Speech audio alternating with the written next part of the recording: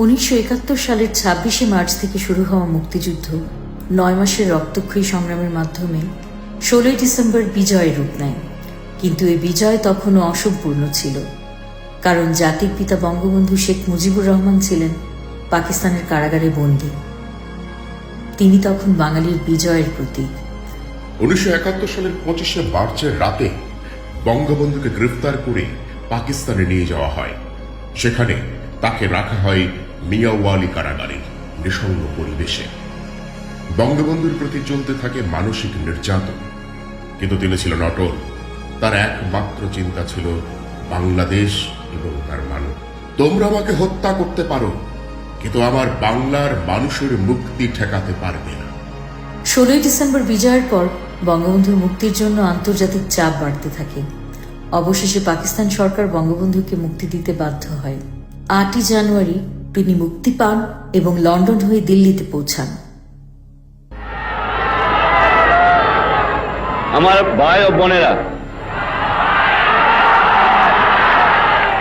আপনাদের প্রধানমন্ত্রী, আপনাদের সরকার, সৈন্যবাহিনী, আপনাদের জনসাধারণ যে সাহায্য এবং সহানুভূতি আমার দুঃখী মানুষকে দেখিয়েছে, চিরদিন বাংলার মানুষ তা ভুলতে পারবে না।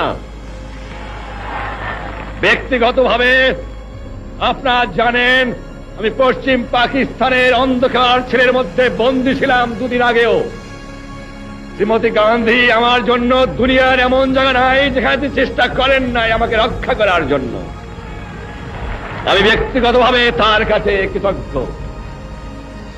আমার 6-7 কোটি মানুষ ব্যক্তিগতভাবে তার কাছে এবং তার সরকারের কাছে কৃতজ্ঞ। আমার জনসাধারণ, ভারতবর্ষের জনসাধারণের কাছে কৃতজ্ঞ। আর যেভাবে 1 কোটি লোকের খাওয়ার বন্দোবস্ত এবং রাজার বন্দোবস্ত আপনারা করেছেন, আমি জানি ভারতবর্ষের মানুষও দুঃখী আছে, সেখানে তারাও কষ্ট পাচ্ছে, তাদেরও অভাবিত আছে। তা থাকতেও তারা সর্বস্ব দিয়েছে আমার লোককে সাহায্য করার জন্য। চিরদিন আমরা তা ভুলতে পারবো না। আমরা আশা করি, আজ জানেন বাংলাদেশ শেষ হয়ে গেছে। আমি সমস্ত সকল প্রকার সাহায্য সহানুভূতি আশা করি এবং এও আশা করি যে দুনিয়ার শান্তিপূর্ণ গণতান্ত্রিক যে মানুষ আছে তারা এগিয়ে আসবে আমার মানুষকে সাহায্য করার জন্য। আমি বিশ্বাস করি সেকুলারিজমে, আমি বিশ্বাস করি গণতন্ত্রে, আমি বিশ্বাস করি সোশ্যালিজমে।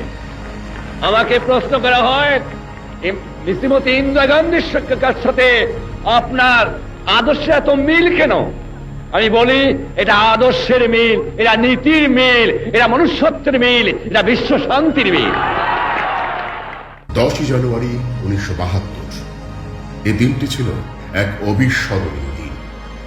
তেজগাঁও বিমানবন্দরে লাখো মানুষ অপেক্ষা করছিল তাদের প্রিয় নেতাকে দেখার জন্য। বাঙালির হৃদয়ে তখন ছিল আনন্দ আর অশ্রু। স্মরণ করি আমার বাংলাদেশের ছাত্র, শ্রমিক, কৃষক, বুদ্ধিজীবী, সেবাই, পুলিশ, জনগণকে, হিন্দু মুসলমানকে হত্যা করা হয়েছে। তাদের আত্মার মঙ্গল কামনা করে এবং তাদের প্রতি শ্রদ্ধা নিবেদন করে আমি আপনাদের কাছে 2 কথা বলতে চাই। আমার বাংলাদেশ আজ স্বাধীন হয়েছে, আমার জীবনের স্বাদ আজ পূর্ণ হয়েছে, আমার বাংলা মানুষ আজ মুক্ত হয়েছে।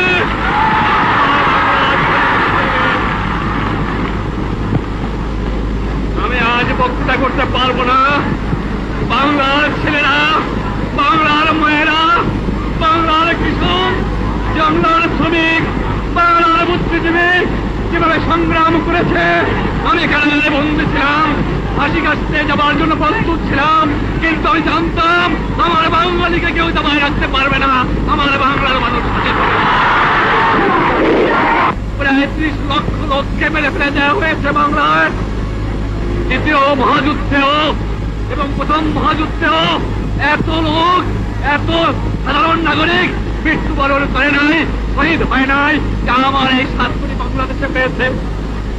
আমি জানতাম না আপনাদের কাছে আমি ফিরে আসবো।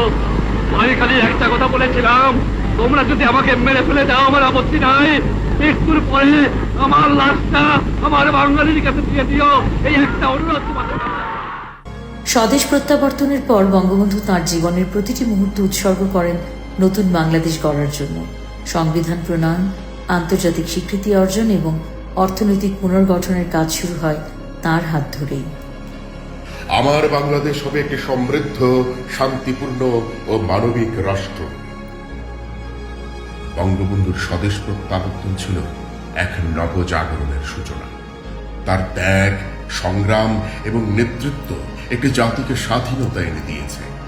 এই দিনটি আমরা স্মরণ করার দায়িত্ব, ঐক্য এবং দেশপ্রেমের মহত্বের মধ্য দিয়ে।